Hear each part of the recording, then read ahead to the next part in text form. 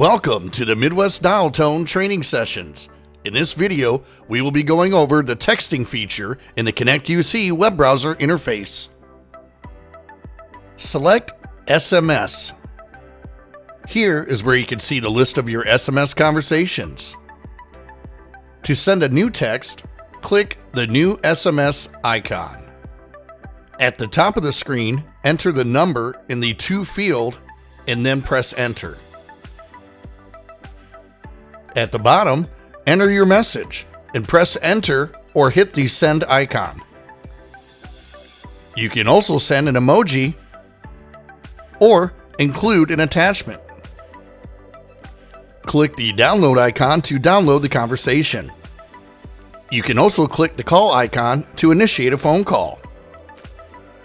Or click the close conversation icon to delete the conversation.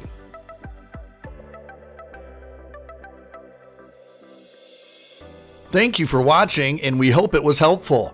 For even more information, you can visit our website at midwestdialtone.com. To see additional training videos, go to Customer Resources.